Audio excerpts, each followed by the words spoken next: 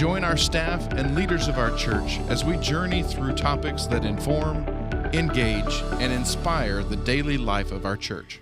Thanks for joining us for the Roundtable from Pulaski Heights United Methodist Church. Today we are going to continue our conversations on Lent, and we appreciate you joining us for these conversations. My name is Kathleen McMurray, and I am one of the pastors on staff. I'm Abbey Maynard. I'm also one of the pastors. I'm Jay Clark, and I'm one of the pastors as well. I'm Rowland, and I'm the minister to youth and families. So Lent, we talked about last week sort of what this is and its meaning for our lives, a little bit of our Lenten practices and why those are meaningful. And Lent begins, we talked some last week about kind of this liturgical calendar, this season, and it begins with Ash Wednesday, which we have had already as we're filming this. Ash Wednesday, where we worship together, where we receive ashes in the sign of the cross on our foreheads. It was such a wonderful service in the sanctuary and in Wesley Hall. And no, we didn't film it. We're not filming that far in advance. So for us at Pulaski Heights, that took a little bit of a different turn this year. A pivot, right? A pivot. Oh. With the power running out. And when it did, we immediately we turned, we pivoted, we jumped into that worship service and changed it. And there were a number of comments being made about, okay, well, let's hold our breath for Holy Week that's coming up, that will be towards at the end of the Lenten season, and what those special services will bring. So just wanted to talk a little bit about Holy Week, and kind of what are those things that you remember most about Holy Week growing up, memories that you have, or things that are kind of stand out to you as part of that last week in the Lenten season.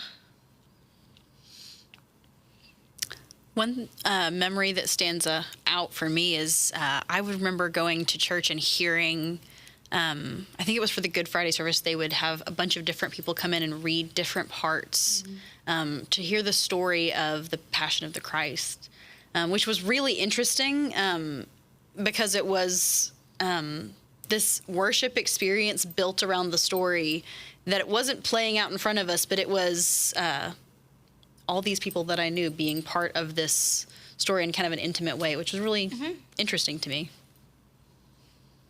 I don't really remember. I grew up in a smaller church. I don't remember. It seems like we may have just had a Good Friday service, but we didn't do Monday, Thursday. We didn't do the whole thing. Did you do like Palm Sunday to start the service? No, I mean, we did or to start that week. Yeah, we did Palm Sunday, and then we might have a special. We might alternate it. One year do Monday, Thursday. One year do Good Friday. I really don't remember those growing up. I remember the children's processional with the palms. That was always very special, to grandparents, if you had grandparents in the congregation, or just to see the kids. And but I remember that. I always remember Easter Sunday, but I don't remember, if we had special services. Yeah.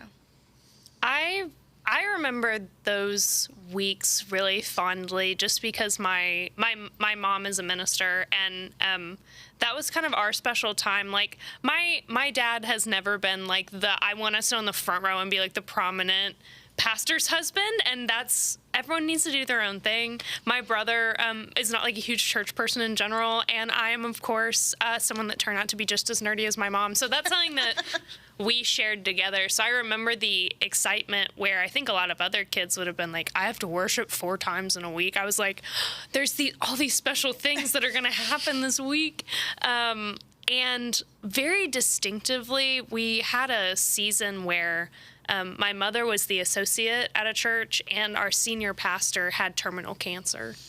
And much like Abby's Good Friday, we read from the different articles that are part of a traditional Tenebrae service, or a service of remembering the death of Christ. And there's a reading from a psalm that is a lament about, your body failing and the suffering of that.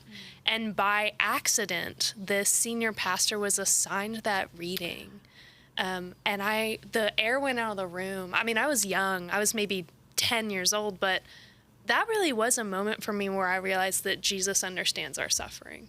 Was that Kathleen Basketball? Absolutely. Yeah, wonderful pastor. Yeah. And so that sticks with me. And when that's read every year, I remember her and I remember that moment. Yeah. So for those of our listeners or viewers that aren't as familiar with the liturgical traditions, liturgical seasons, people could stop right now and watch, go back and listen last to the week's last episode. thing. Yes, absolutely. Learn what liturgy or liturgical means. But the week, Holy Week, is the last week of the season of Lent, and it remembers the last week of Jesus, beginning with Palm Sunday or Passion Sunday for some smaller churches that don't have midweek services. That Sunday can serve as Palm or Passion Sunday. The Passion being the death of Christ. And then we have this week, this Holy Week, and Maundy Thursday, Maundy meaning commandment.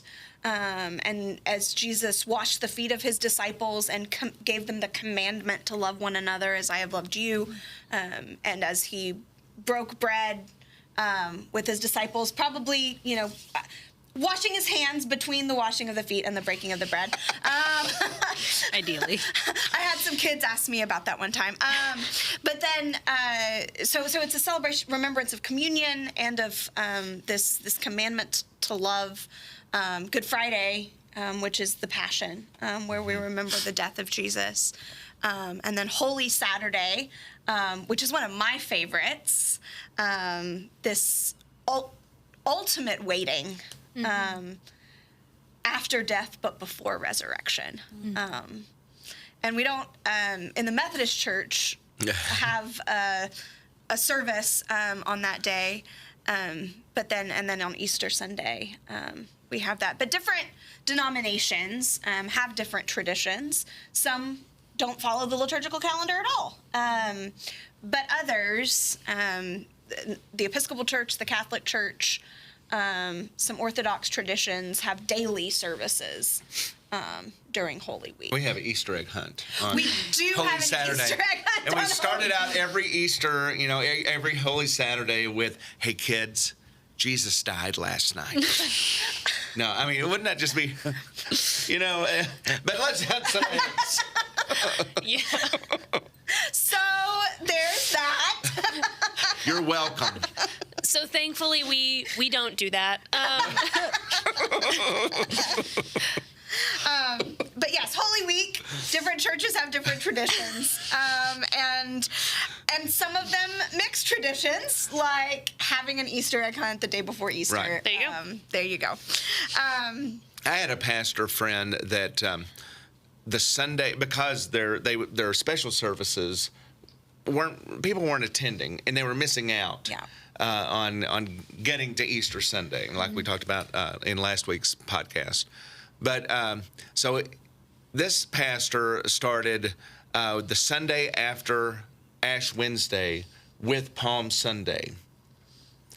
And then each week on Sunday progressed Through Holy Week. So everyone who attended Sunday morning got to experience all of Holy Week. That's really neat. Really I've had friends that are pastors that have done that with like a sermon series, and so we'll walk through that last week of Christ. And I've also wondered how, if every Sunday we do communion in the chapel after worship. Mm-hmm. And I've often wondered if we were to say during the season of Lent, you do not get communion until Monday, Thursday. Mm-hmm. And for some people, they'd be like, okay. But for others, I mean, that would be you would see a physical change when they came forward on Monday, Thursday. Yeah. Well, we saw that during COVID. Mm-hmm. Yes. The first time that we did drive-through communion, when the first time we did drive-through communion, that in our hazmat suits. in our hazmat suits. Oh, gosh, yes, it was quite an ordeal. But yeah, it really is an interesting season to think about that connection and how that last week of Jesus, how we remember it. And there's lots of different ways to do that and for it to be meaningful. So I know I asked you about some memories, but are there any kind of light or funny or memorable stories when it comes to Lent, to Lent or Holy Week? Ellen, I see you nodding. At my former church, when I was at Garrett, part of your education through seminaries, they often have you do internships. So I got to serve teeny tiny churches, which actually has influenced a lot of my work here and how we do our ministry here. But during the COVID Easter was like my last Easter there, and I felt a lot of pressure to be creative. And I also lived in a community that was really afraid to be too Christian for thought of offending people that were not Christian, which in my opinion, was a little fictionalized, right? We were just really afraid of being who we were. And so they asked that I do something mainly secular as an event outside. And so I created this Easter egg hunt that you don't actually touch the eggs because it was COVID, where you counted them. It was a drive-through, so you drove around our property and you counted how many eggs you could see, and then whoever got closest would get a prize. And I was like, I'm going to go all in. I bought a bright pink bunny costume from Amazon. And you still have it. I still have it. I wear it every year to the Easter egg hunt that we actually do have. Please come. Where we touch the eggs. Where we touch a lot of eggs. And so I stood on a street corner, and nobody came to my event. So, is this also kind of sad? You asked for light, but I think it's funny because I just waved at traffic. I just sat there in a rabbit costume and waved at traffic, and that was part of my Easter that year. COVID's a weird time. Oh my goodness. COVID is a really weird time. I have also a sort of slightly bittersweet COVID story. They're all bittersweet during COVID, Aren't they? I was pastoring my first little church during seminary, and we were trying to figure out what on earth to do, and I was podcasting my sermons at that point. And this is very small, but there was a really beautiful day that I was doing all of our Holy Week devotions. And I just will always remember sitting out on my balcony in my apartment, and there was this beautiful dogwood tree that was blooming right in front of me, and writing and recording all of those in such a beautiful, peaceful little place in the middle of Lent was just, especially in the middle of that kind of chaos, because it was the beginning still of the pandemic. That was such a beautiful little space to live in for a moment, and that'll always be a nice Lent memory for me.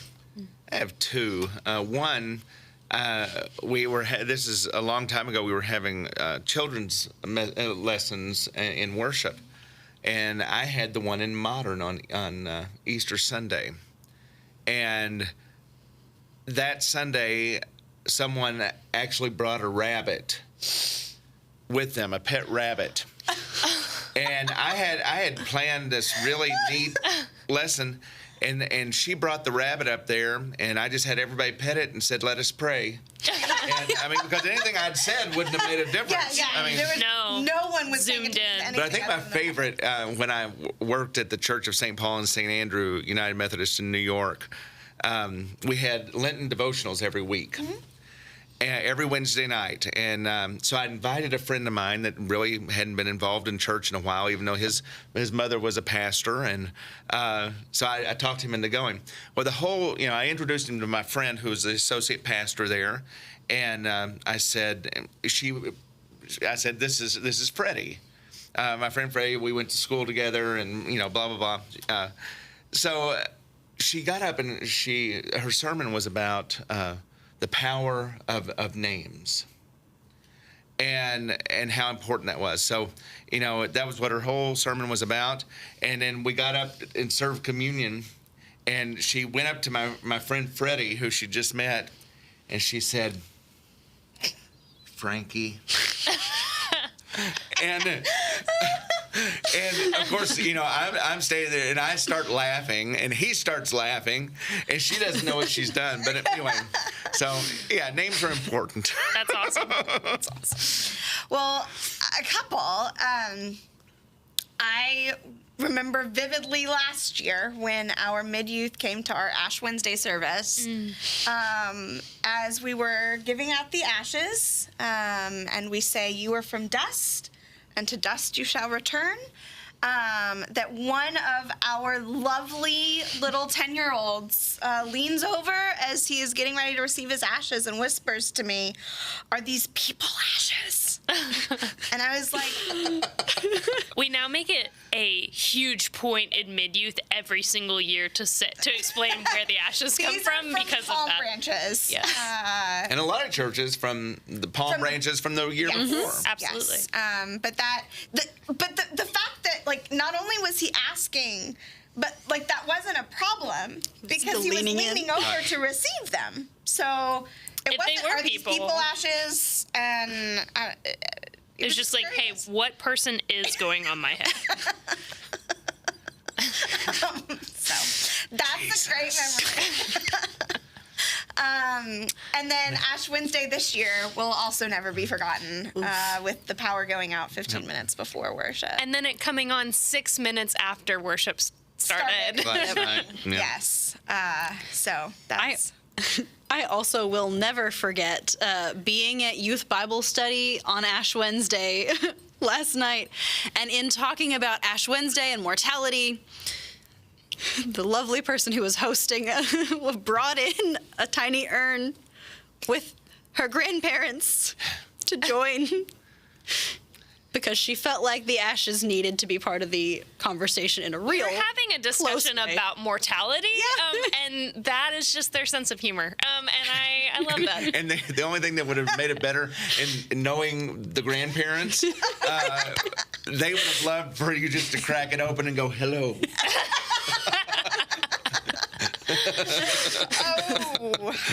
This is really devolved. It has conversations of substance. I asked for lighter stories. Are there any kind of more introspective and meaningful stories from Lent or Holy Week?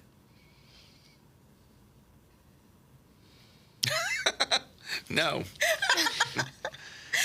So last year, I'll share that we had a number of deaths in the congregation during Lent. And I had a couple of deaths in my personal life with friends that were just really, really tragic. And we were preaching. We had preached this sermon series about the 7 last words of Jesus. And the one week that we were, the word, "Into your hands I commend my spirit." And every time that our seminary professor would talk to us about preaching, it was always asking the question, what is God doing in the text?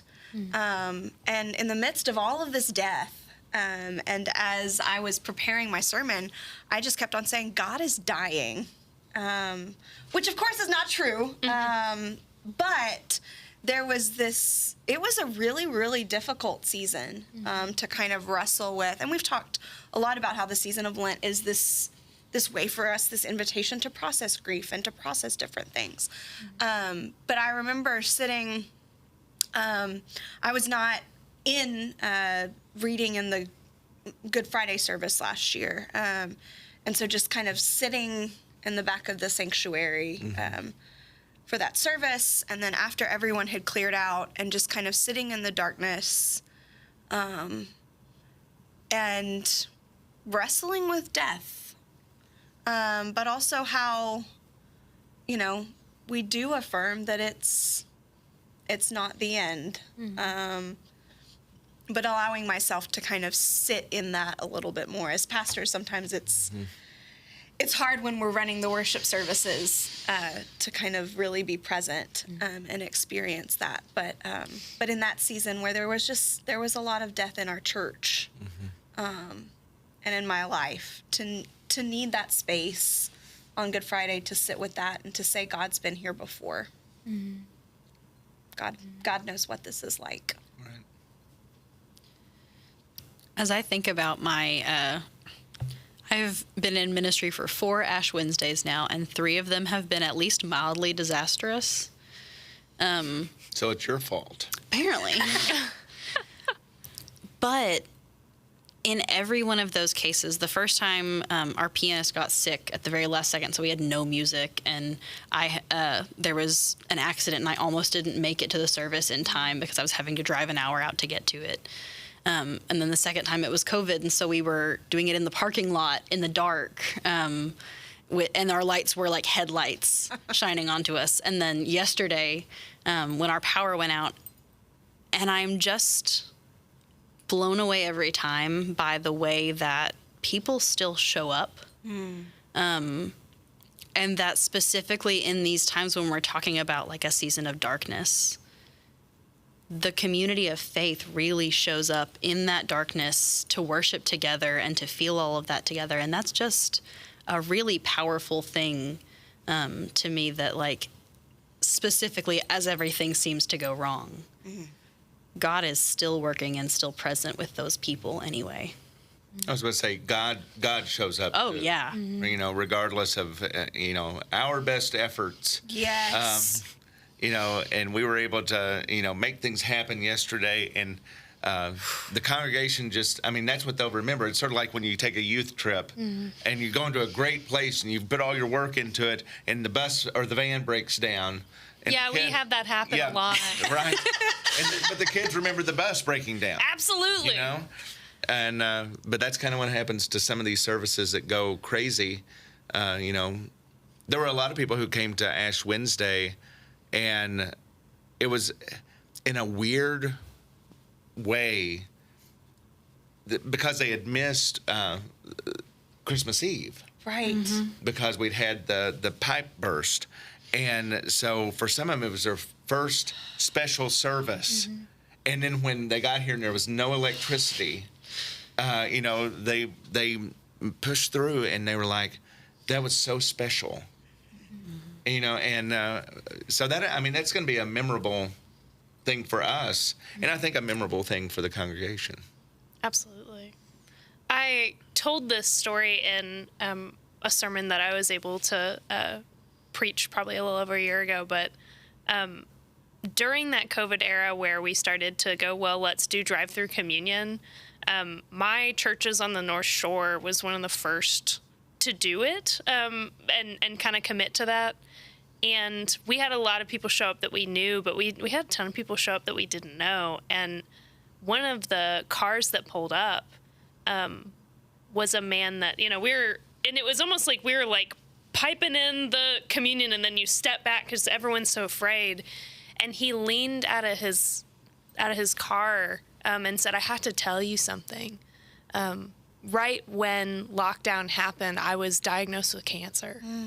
And I just really didn't know if I would ever take communion again. And in like that moment, like that little Easter moment, it will stick with me forever, how powerful that is. I really don't feel called to the sacraments, but that moment of that what we do here is compassion work, that it's not always this just like bread and wine and ritual, but it's real compassion and grace that get offered there. That'll stick with me for a long time. Lent is for sure a powerful season. Yeah. That we are embarking on. Well, friends, thank you for joining us in this time as we reflect on Lent and as we look towards the season ahead, the Lenten season and the journey towards Easter as well. May God be with you, and we will see you again soon.